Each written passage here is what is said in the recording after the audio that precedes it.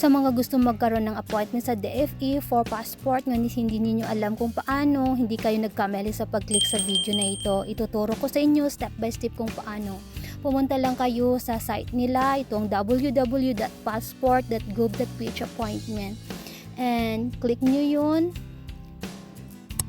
Tapos, agad-agad makakapunta kayo sa site nila. And then, nag-loading pa tong sa akin. And then, makakapunta na kayo sa site nila. And then, yung reminders, makikita mo doon yung reminders at nire-remind ka nila na by agreeing or by clicking sa maliit na box na to ay nagpapahintulot ka na kunin yung mga personal information tungkol sa iyo. Tapos, click mo lang yung start individual appointment. So, click mo lang to and then makakapunta ka na doon sa next na step. And pipili ka na kung saan ka banda kukuha. Asia Pacific yung sa akin. And then, yung site na kung saan ka kukuha magpa-process ng passport. I'm from Bukidnon, so choose ko yung nearest na branch ng DFE sa aming lugar. I-choose ko itong Cagayan de Oro. Nasaan na ba yung Cagayan de Oro dito? Click ko itong Cagayan de Oro. Depende kung saan ka mas malapit na branch ng DFE. And then, click mo uli yung maliit na square dito and then next. Sa next, dito ka napipili ng araw at oras na gusto mong appointment sa DFE.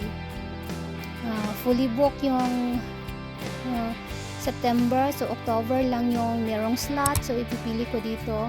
And then yung oras na gusto mo, click mo lang and then may kailangan kang patunayan na hindi ka robot. Kailangan mo lang gawin kung ano ang pinapagawa nila sa iyo. Ito na meron ditong picture na hinihingi nila. Kung ano lang yung hinihingi, click mo lang. And then next, dito naman yung traffic light naman yung hinihingi. I-click ko lang yung traffic lights. And then pagkatapos verify, and then na-verified na hindi ako robot, so next ulit. Dito naman, dito sa banda na to, nire-remind ka nila na dapat siguraduhin mong tama lahat ng ilalagay mo na information, yung pangalan mo, lahat-lahat. I-double check mo kung kailangan yung mga spelling, make sure na okay lahat, and then pag okay na, dito pag ma-okay na lahat, tama lahat ng information na nilagay mo, click mo yung next again dito.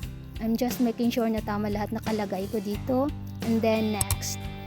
Dito naman, sa bandang ito, ilalagay mo yung mga information tungkol sa mga magulang mo. Yung information sa papa mo at sa mama mo. Yung apelyido ng papa mo, pangalan ng papa mo, yung apelyido ng mama mo sa pagkadalagan niya at yung middle name niya dito mo ilalagay. Pag okay na dito, tapos na pag fill up mo, click mo uli yung next dito, tapos makakapunta ka na sa next na procedure or next na step. Lalagay ko lang dito, naglagay lang ako ng kahit anong pangalan kasi tapos na ako. Ituturo ko lang sa inyo kung paano. So, dito, lalagay ko dito ito. And then, pag tapos na dito, click mo lang yung next sa pinakababa. Ito, next. And then, tapos dito naman ilalagay mo yung pangalan ng taong pwedeng kontakin pag may emergency at yung number. And then click next uli. And then dito ilalagay mo yung current address mo kasi dito nila isi-send yung passport mo if gusto mo i-send lang nila sa iyo. Lalagay mo lang yung address mo dito and then pag tapos na, click the next again doon sa pinakababa. Then dito ka na i-review mo na lahat ng information na nilagay mo. Double check mo kung tama ba lahat. Kasi yun ang makakalagay sa application form mo. At yun ang binabasahan nila ng yung passport, of course. And dito i-check ko lang yung sa akin. Kung tama ba to lahat. Pag ma-check mo na tama na lahat, proceed ka na sa next step. I-check ko lang to sa akin kung tama ba lahat.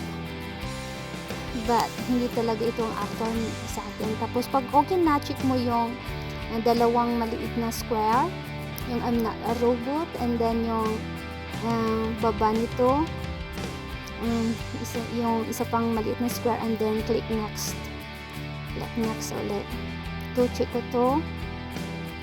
And then itong isa na square, check ko din. And then next. Check ko tong next. So dito naman sa bandang ito, dito ka na magbabayad. Pag okay na yung bayad mo, ma-okay na lahat, nakabayad ka na, makakatanggap ka ng email sa DFE na confirm na yung appointment mo at yung mga documents na kailangan i-print. Yung application form at yung dalawang receipt na dapat A4 yung size. Yun ang isesend nila sa iyo pagkatapos nito, pagkatapos mong magbayad. Tapos okay na lahat. Yun lang. Maraming salamat.